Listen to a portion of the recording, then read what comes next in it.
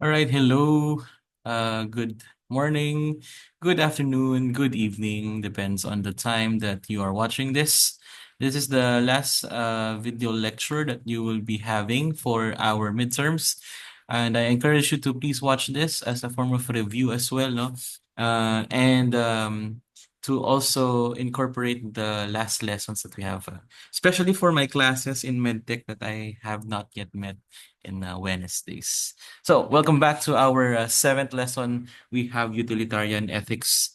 It's one of the most essential ethical doctrines that has been around ever since it was, proposed by our major philosophers. As you can see in the screen, you have John Stuart Mill and Jeremy Bentham. To formally start our lesson for today, let us try to take a look at the learning outcomes. So at the end of the lesson, you must be able to first explain the differences between utilitarianism and how it relates to egoism as a kind of consequentialism. You notice that in our previous lessons, we have been able to acknowledge that most people do good things because of their egos. And what does it mean if it parang mas pumunta pa siya no dun sa hedonistic lifestyle, as they say, right? We're also here to explain the difference between act utilitarianism and rule utilitarianism as a structure of utilitarianism itself. And then we'll have some sort of experimentation by a thought experiment, no, yung trolley problem, how it exemplifies the challenges of utilitarianism. And then we are here to also identify the key components of the utilitarian assessment of, pleasure, fruitfulness, and the likelihood by taking a look at the dialectics of these two people here, Jeremy Bentham and of course John Stuart Mill. And we also here to apply the utilitarian reasoning to a variety of cases in the real world as we dive deeper into this lesson. Usually I start this lesson, if it was a face-to-face setup, with a thought experiment. And in a sense na parang hindi naman thought experiment, parang siyang brain teaser, no?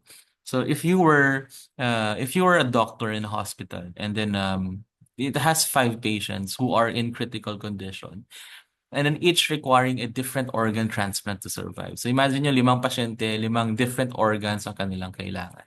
Now, and then a healthy individual comes in for a routine checkup. And then you notice that patient has a perfect match for all the five patients. Yung organs niya healthy pa. So following utilitarian principles, it's easy for us to say that it's better to prioritize the greatest good for the greatest number. In Greek, it's summum bonum, no? Parang greatest good, greater number. Now, will it be ethical to sacrifice the healthy individual to save five patients? Of course, in a utilitarian perspective, you would immediately say yes. But there are many other circumstances that might prevail in order for us to fully understand this. How does it align or conflict with the ethical principles of, let's say, bioethics or medical ethics, such as respect for autonomy, beneficence, and of course non-maleficence. Now, this will be further discussed in our what do you call this, finals later on as we dive deeper. Now, let's shy away from this thought experiment muna and try to navigate what utilitarianism is. Last year, ladies and gentlemen, the 8 billionth symbolic baby was a Filipino. Can you imagine? Of course, hindi lang siya ipinanganak nung araw na. Kaya nga symbolic 8 billionth baby. He was actually a Filipino. And of course, it's a stark reality now that we are 8 billion in the world, no? Ang dami na natin, no? And overpopulation is one of the most pressing issues that we face, especially in our country. And because of overpopulation, we have numerous factors or numerous problems that can get out from this. Now, remember, Thomas Malthus he was a economist and philosopher. He gave us this idea of the Malthusian growth model. He's well known for his population growth philosophies. He was also the founder of Statistical Society of London. Now, bakit natin inuuna si Thomas Malthus dito sa ating lecture before we understand utilitarianism? Thomas Malthus created the Malthusian theory of population. And according to him, if malaki yung or exponential yung growth ng iyong population pero linear lang yung growth ng iyong food, then of course there will come a time that there is a point of food crisis at the center right there, if you can see it now in the PowerPoints. Now what does he mean by this? The problem with overpopulation, ladies and gentlemen, is that yes, we can really not prevent it, right? I mean, people just want to make people, right? So si Thomas Malthus, he gave us some sort of he coined the term imbalance leads to overpopulation, and it needs to be corrected by either preventive checks or positive checks. Now, the reason for this is that if you take a look at the diagram or the graph right here, if the population increases geometrically as a progression, but the food increases arithmetically or exponentially.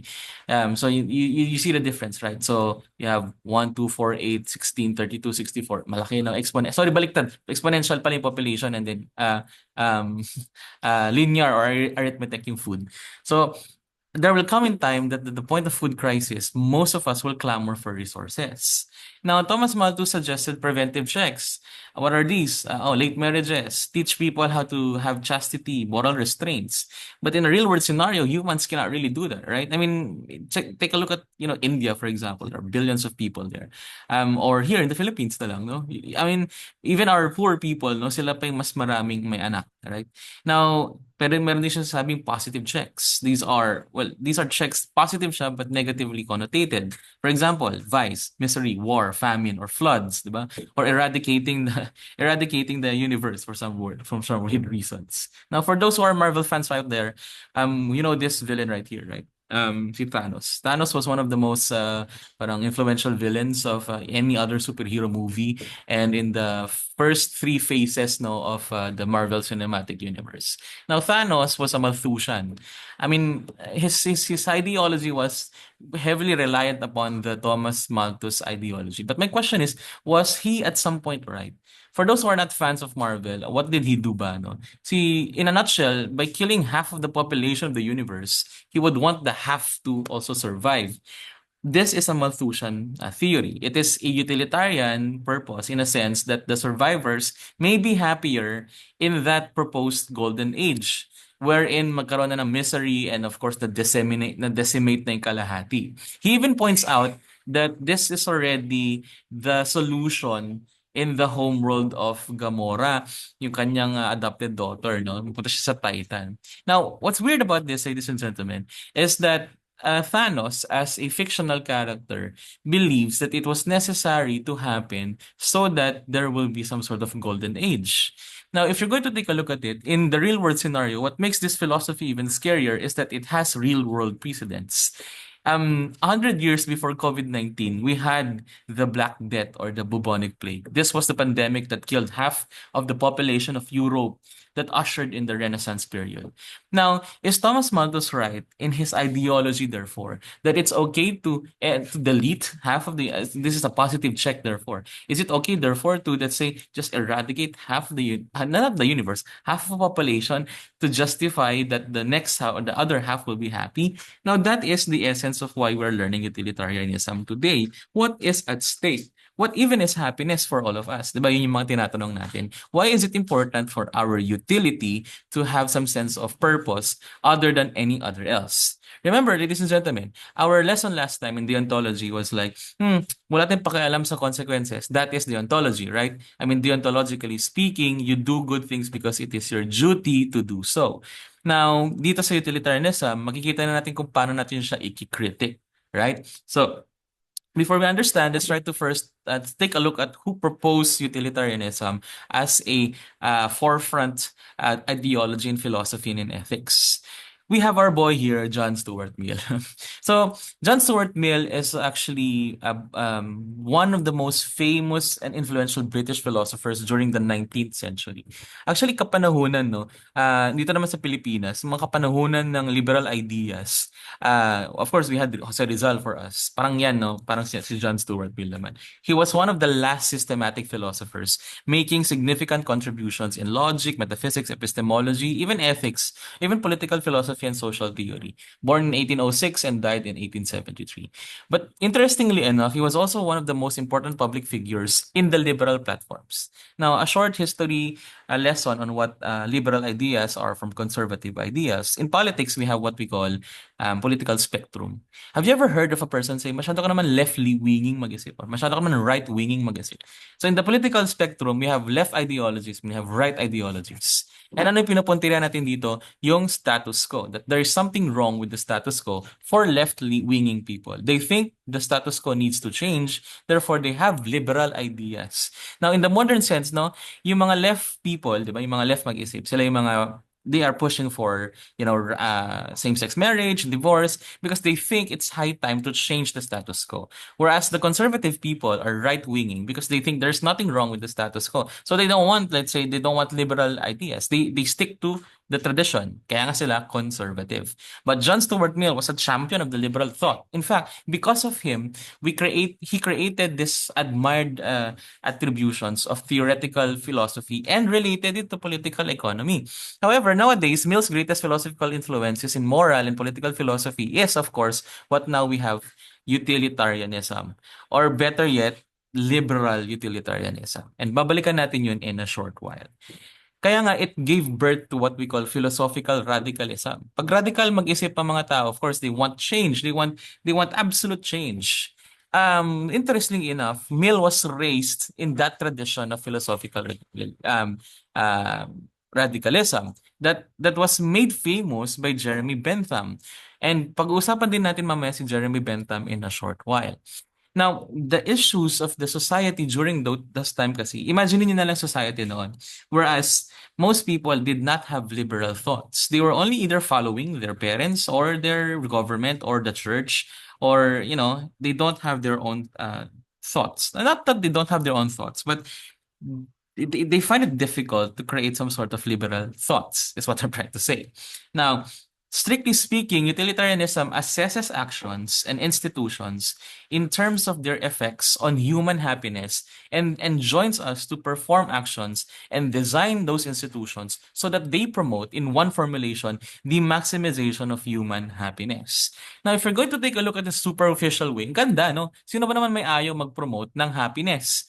Kapag sinabihan ka ng isang tao na, uy, para maging mabait lang na tao, ang gawin mo lang is i-maximize mo ang iyong kasiyahan. Well, wala namang may ayaw doon, right? That's a very egalitarian type of or equally looking type of ideology. In fact, Jeremy Bentham would say to us, it is the greatest happiness of the greatest number that is the measure of what is right and wrong. Now, if you're going to take a look at this, it's kind of cheesy, di ba? Parang para malaman mo kung mabuti ba ang isang bagay na ginagawa mo, i-measure mo lang daw kung gaano karaming happiness or gaano kataas na happiness ang may bibigay niya sa'yo. Now, this is a very hedonistic viewpoint. We remember in lesson 2, ladies and gentlemen, that hedonism is you are only doing good because you are deriving pleasure from it. That's the pleasure principle. But what made it so trendy? Utilitarianism was so progressive, in fact, in history, principally because of the universal scope it offers. Its insistence that everyone's happiness matters and its egalitarian conception of impartiality is creating some sense of, okay, buti na lang, okay siya, no? Okay, sige, accept it. Again, like I said, sino ba naman may ayaw sa ultimate happiness? And because of these general characteristics of utilitarianism, the radical's application of utilitarian principles to social institutions tended to challenge now the traditional institutions of class and privilege and support of egalitarian reforms. Now, again, balikan natin. I-contextualize natin sa Pilipinas. When we were colonized by the Spaniards, right, it took us too long to understand our national consciousness. We thought ganun ang world noon, no? Na parang hindi natin pwedeng i-maximize yung sariling happiness natin because we are going to be always lower class, di ba? In fact, we admitted that we can be called Indios. But when liberal thoughts came into practice, when the Suez Canal was open and nagkaroon na tayo ng mga, let's say, newspaper from all around the world and the elites of the Philippines really were trying to influence now the non-elites, nagkaroon tayo ng utilitarian viewpoints. And the perfect example of that would be si Jose Rizal, right? I mean, he would sacrifice himself, right? So that the nation can survive. I mean, sacrifice one to save many, sacrifice the happiness of one to save many. That's a very utilitarian aspect, right? More on that in a short while.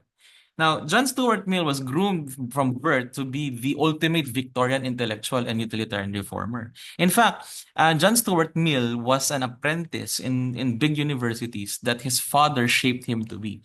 So, medyo may daddy issues si John Stuart Mill kasi nga, well, he wanted to really live up to the expectations of his father. Because of this, nagkaroon siya ng crisis, emotional crisis around 1826 to 1830. I don't know how historians recorded that or if his diary was just present na between those years nagkaroon siya ng depression.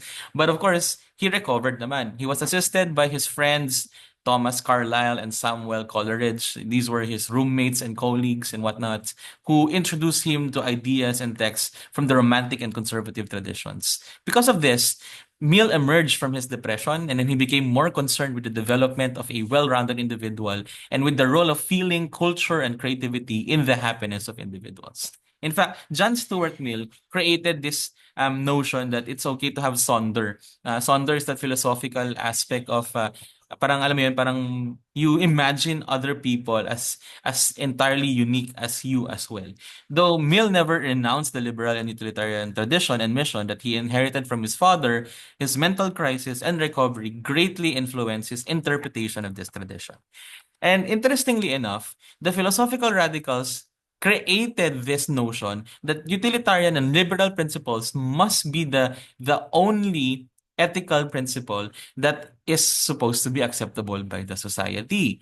And some of Mill's most significant innovations to the utilitarian tradition concern his claims about the nature of happiness and the role of happiness in human motivation. So dito na papasok si Jeremy Bentham. Now, Bentham and Mill understood happiness hedonistically as consisting in pleasure. And they believe that the ultimate aim of each person is predominantly, if not even exclusively, the promotion of the agent's own happiness or what we now call pleasure. Now, again, if ikaw ay inoferan ng ethical principle, okay, itong prinsipyo mo, no, whatever makes you pleasurable is good, hindi mo naman i-deny yun, no, na, okay, I like that, right? You would like that idea, right? Like, after all, who doesn't want pleasure? In fact, Bentham begins his introduction to the principles of morals and legislation as he had written in 1789 with this hedonistic assumption that human motivation and nature has placed mankind under the governance on only two sovereign masters, which is now pain and pleasure. And the determinant of your happiness is if low ang pleasure mo, then low din yung happiness. And pag high yung pleasure mo, high din yung iyong happiness. Now, Bentham allows that we may be also moved by the pleasures and pains of others. But he appears to think that these other regarding pleasures can move us only insofar as we take pleasure in the pleasure of others. Oh, so medyo, okay, medyo ano siya, no? Medyo, what do you call this? Parang, if I do this, you jump, I jump kind of thing, no? Which is weird because, well, okay din naman. Unless ikaw yung mga tipong tao na may Schadenfreude. Ano yung Schadenfreude sa German term no? You find pleasure in the pain of others. Baka parang baliktad yun, no? But anyway, what is wrong? Hindi naman wrong. How can we critique this idea of Jeremy Bentham? Ano sinasuggest ni Jeremy Bentham dito? He endorses a version of what we call psychological egoism, which claims that the agent's own happiness is and can be the only ultimate object of his desires. And he had written this in his unfinished constitutional code in 1832. Interestingly enough, like I said, sabi nga niya, on the occasion of every act he exercises, every human being is led to pursue that line of conduct which, according to his view of the case, taken by him at the moment, will be in the highest degree contributory to his own greatest happiness.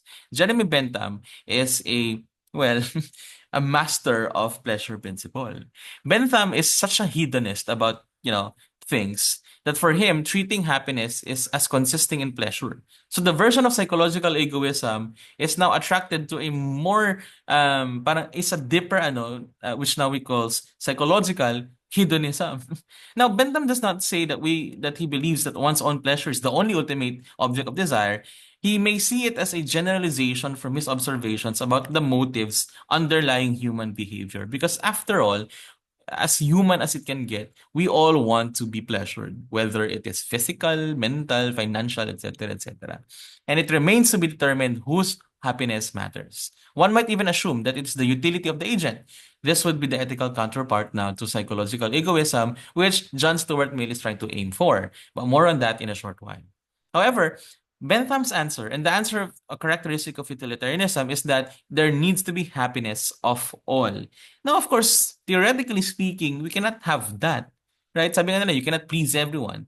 If you offer happiness, one way or another, may mga taong hindi rin magiging happy sa decisions na pinaggagawa natin. That's the goal of utilitarianism. And Bentham says that our account of right action, obligation, and duty ought to be governed by that principle of utility. But here is where it gets interesting. Now, let me ask you 1 versus 5, for example. Now, if I ask you the famous quote, no, na would you choose to sacrifice a small number of people for the sake of many other people, then of course you would automatically say yes as a utilitarian principle. But what about if those few number of people, kilala mo yung mga yon? Or let's say parents mo.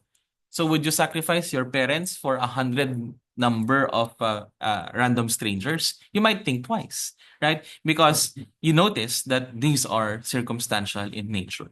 Balikan natin lesson 5 natin.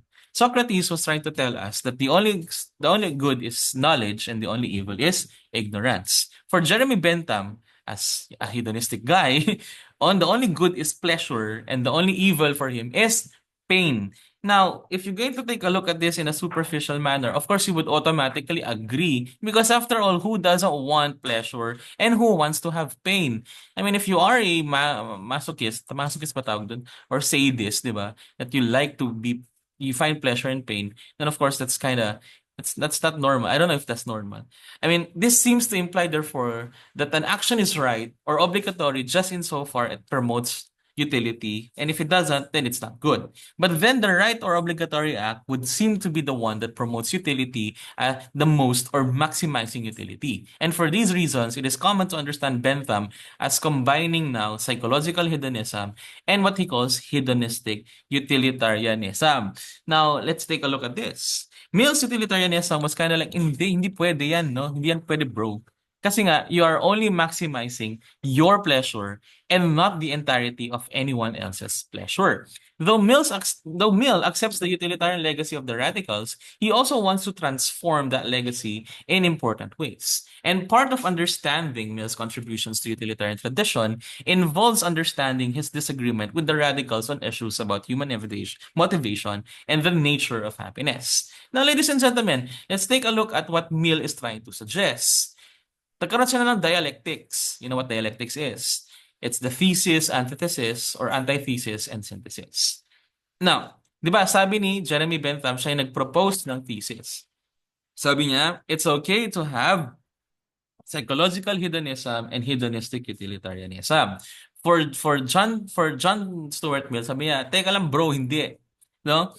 He rejected the substantive doctrines of psychological egoism, hedonism, and he tried to create a new form of utilitarianism, which he calls the proportionality doctrine. And according to John Stuart Mill, ladies and gentlemen, actions are right in proportion as they tend to promote happiness and wrong as they tend to produce the reverse of happiness. Now, what does it mean? Now, it only means one thing. Most of us people tend to only figure things out if it gives us our own happiness and not others' happiness. And what do you notice dito sa mga ganitong aspeto ng ating pag-intindi sa ating pagiging utilitarian person? The actions that we do are not in proportion sometimes with our intentions. And that is where it gets interesting. Because most of us people nowadays, maganda yung ating ginagawa pero iba yung intention natin towards whatever is happening to this world. So even if our actions are right, if it doesn't act in proportion as they tend to promote our happiness, then they probably are still wrong, according to utilitarian people. And even if they're probably wrong, but if they give us happiness, then it's probably still right. For example, you find pleasure in gambling. O, di ba? Sugalili ka. Ngayon, gusto mo ng gambling, di ba? And you find pleasure in gambling. Are you automatically a good person? Of course not, because it leads to addiction. You might get some sort of, if you get addicted to it, magkakautang ka hanggang sa malulong ka sa utang. Next, I'm sure many of you would relate. If you're addicted, for example, to watching pornographic films, Syempre, sabi mo, it gives you pleasure, di ba? Dopamine rises, di ba? Meron ka pang mga favorite episodes, whatnot. Pangit yun. Because even if you find pleasure in that, it means that you might deteriorate and you might be only taking a look at the world in a lustful eye, di ba? Tingin mo lang sa mga tao is someone they can give you physical pleasure. Now, gets ba natin yun? So, titignan na natin yung suggestion ni John Stuart Mill. John Stuart Mill countered that it was actually the critics of utilitarianism who degraded humanity itself, for they tacitly assumed that humans were capable of nothing more than animalistic pleasures. And Mill maintained happiness is indeed a function of pleasure, although we are supposed to be capable of the higher forms of pleasure than any other animals. Okay, interesting na to, no? Nakikita niyo na ngayon yung relevance ng ating pinag-uusapan for today's lesson. So what does it mean by that? Human beings have faculties more elevated than the animal appetites. Kaya nga, di ba, pag sinasabihan kang gumagawa ng wild thing, para kang animal. Di ba? Sorry for that term. And when one's made conscious of them, do not regard anything as happiness, which does not include their gratification. Interestingly speaking, ladies and gentlemen, most of us are stuck with those low pleasures, those animalistic appetites. Diba? Once again, why are you trying to always figure out things? Okay, ito na yung pleasure, ito na yung pleasure for me. Because you think it's you always want to have the low type of pleasure. Now, true human happiness does requires at least some exposure to the activities that gratify not the low pleasures, but the higher faculties of the human minds. And though the pleasures of such activity requires greater effort and sometimes even pain, for example, studying, kasi you don't find studying pleasurable, right? Am I right? I mean, who finds studying pleasurable? Not me. Well, dati. Mill considered it intrinsically superior to the relatively passive and animalistic pleasures obtained from satisfying, for example, one's hunger, thirst, or even sexual desires.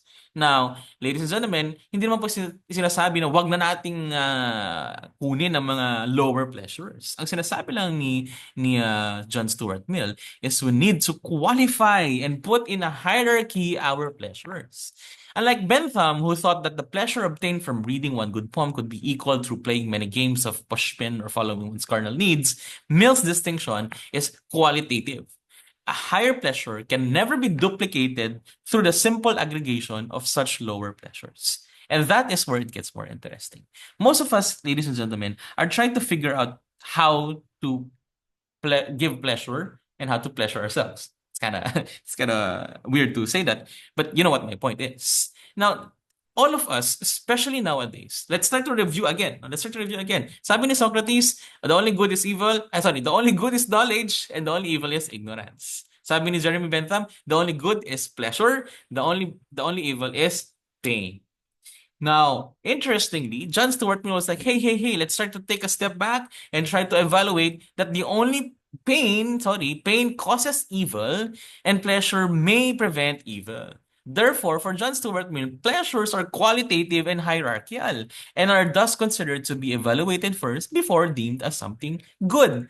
And if you take a look at it in a superficial level, mas maganda yung attributes na binibigay sa atin ni John Stuart Mill. Because case in points, not all pleasurable things are automatically good. Yung example ko kanina, yes, you find pleasure in watching pornographic films. That's not a good thing. Or you find pleasure in gambling. You find pleasure when others are hurt. You find pleasure when there are things that make you question who you are. So, di ba, pangit yun, di ba? But it can prevent evil. It doesn't automatically give you something good, but it might prevent you from doing something evil. And that is the utilitarianistic viewpoint from John Stuart Mill. So ano po ang kailangan nating i-pursue according to John Stuart Mill? Ngayon, ang sinasabi ni John Stuart Mill, yang tatlong yan. First, acts involving intellectual complexity. Napakataas. Yan daw yung highest, pero napakahirap. Now, why, ladies and gentlemen? It's obvious. We don't want to always stimulate our minds because we are, I don't know, tamad tayo minsan mag-isip. Next, acts engaging the aesthetic imagination. And finally, acts engaging in moral sentiments. Now, interesting enough, let's take a look. Why is it so difficult? Take note. Why is it so difficult to always give some sort of intellectual complexity within ourselves? Kasi ayaw natin yun eh. Sige nga, thought experiment. I'm pretty sure, habang pinapanood nyo itong video na to, kasi nga nag-aaral kayo, di ba? Gusto niyo lang siyang i-times two, gusto niyo na siyang i-skip, or gusto niyo na siyang i-exit, no? At manood na lang ng TikTok, or parang i-chat GPT niya lang ito para like wala na. Basically, you are now choosing the lower pleasure because you don't want to do things that will stimulate your intellectual complexity, right? You find it so difficult to understand your intellectual complexity because it's tedious for you. Napaka brain teasers, no? Ayaw mo nang gawin. Ayaw mo nang gawin. Next, aesthetic imagination. Some of us don't think that we are artists or good enough artists, but we are. We only need to express ourselves. Things that make us expressive. For example, meron kayong subject na art appreciation, di ba? Hindi naman necessarily kailangan maging artist ka just for you to become a good artist. The goal of that subject is for you to appreciate art nga, di ba? To have a sense of aesthetic imagination. That all the things that you do, hindi dull, hindi superficial yung mga pinagagawa mo sa buhay. But third highest, according to him, is the acts engaging to the moral sentiments. Things that will make you a good person. Now, why do you find it awkward if you're doing the right thing? Probably because you don't see it as a higher pleasure. And according to John Stuart Mill, if ganun kang tao, baguhin mo na yung sarili mo. Because even if others are not doing it, if it's still the right thing to do, then that's something that you should still probably need to do. And in order for you to fully encapsulate all of these things, let's take a look again. Balikan natin yung Socratic paradox. You know that shortchanging a blind vendor, di ba, is bad. But why are you still having hesitation sometimes? Because you don't want to engage with moral sentiments and moral debates. Dun ka nadadali. Yes, you, kung sino ka man. No, of course not. May pag-asa naman tayo magbago. But the thing is, in order for us to fully in order for us to fully understand what John Stuart Mill's utilitarianism is trying to say, we must not sacrifice the lower pleasures so that the higher pleasures can no longer be achieved. Again, mag-aaral ka na nga lang, ang tingin mo pa sa pag-aaral mo ay task, tedious, something that is wrong, something that will make you feel as if this is not worth my time. Now, think again. Because most of you people would say, sir, yun naman yung point, di ba? Kala ko ba utilitarianism is promoting the maximization of happiness? It is. But don't get me wrong. According to John Stuart Mill, it also creates some sense of hierarchical needs. That there are lower pleasures and that there are higher pleasures. Take, for example, the idea of Mill here is that the value of an activity follows in direct relation with the degree of intellectual complexity that that activity requires. That's the first one, right? For example, solving world hunger has a greater intrinsic value than solving your own hunger because, it's selfish yun. It's easy for you to solve your own hunger because it is more intellectually demanding to solve world hunger. But according to John Stuart Mill, that's a higher type of pleasure. It gives a sense, therefore, of sense of urgency that when there are lower pleasures that are needed to be sacrificed, then we must sacrifice them.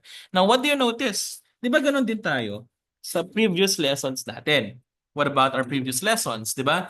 For example, yung lower values, di ba? Intrinsically low values, we need to sacrifice them to make up for the higher values. For example, you need to sacrifice your sensory values so that your vital values can be achieved. Pero kailangan mo pa minsan i-sacrifice yung vital values mo so that you can have the spiritual and holy and unholy values. And creation of such values was so demanding and, demanding para sa mga tao.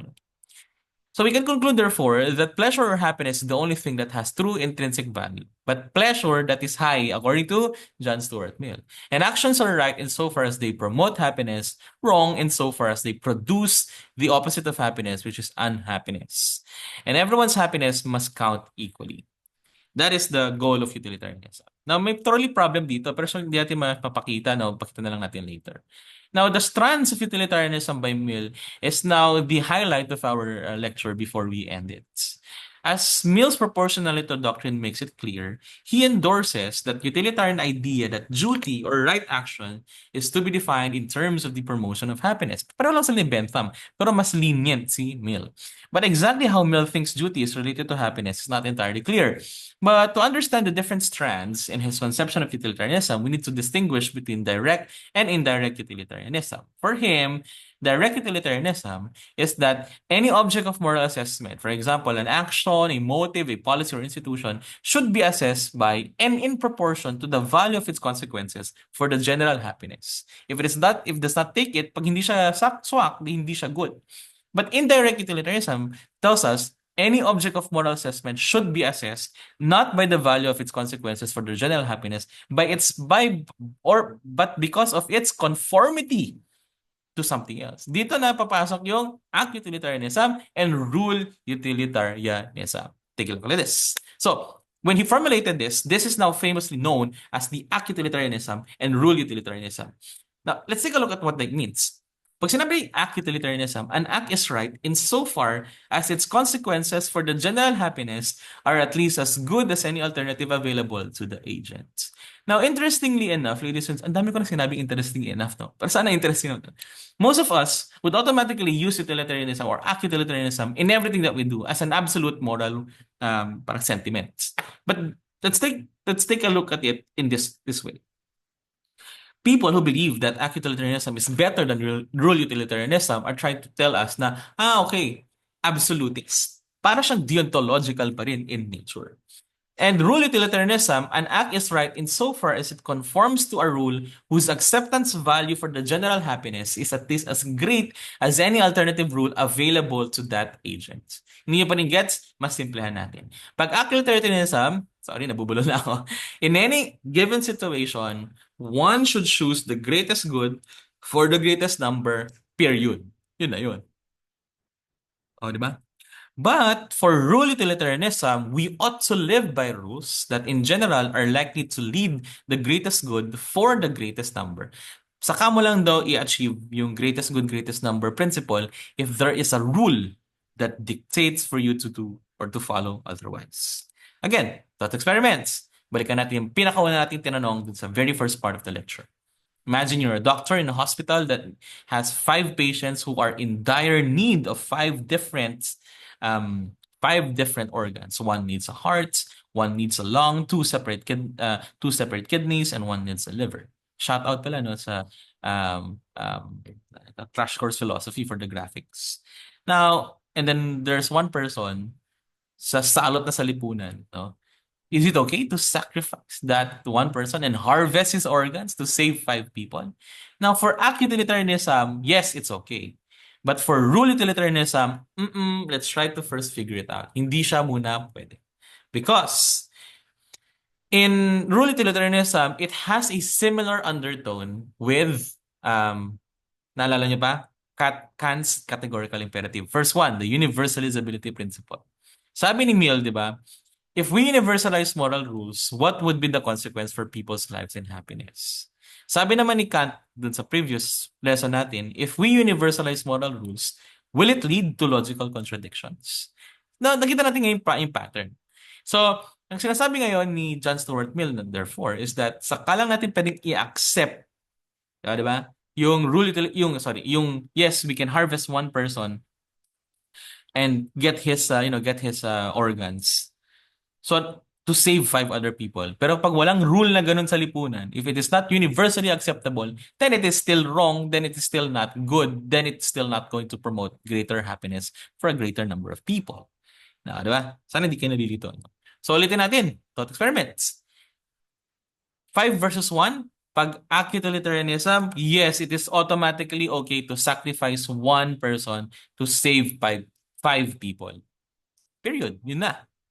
Wala nang consequences at all. Wala pakialam kung may rule man o wala. But for rule utilitarianism, saka lang po magiging okay na i-sacrifice ang isang tao to save 5 people if there is a rule, okay, that says na kapag salot ka sa lipunan, pwede nang i-harvest ang katawan mo to save many people because it will make it more useful for them and you having less utility or mas useless ka for that matter. medyo harsh, no? But it means, therefore, that regardless of utilitarianistic viewpoints, John Stuart Mill is still trying to give us, no, is still wanting us to maximize both, no, both act and rule utilitarianism is for the maximization or maximizing of, happiness, because it recognizes that rightness can come in degrees that depending now on the action's proximity to the best. The right act is the optimal act, but some suboptimal acts can be more right and less wrong than others.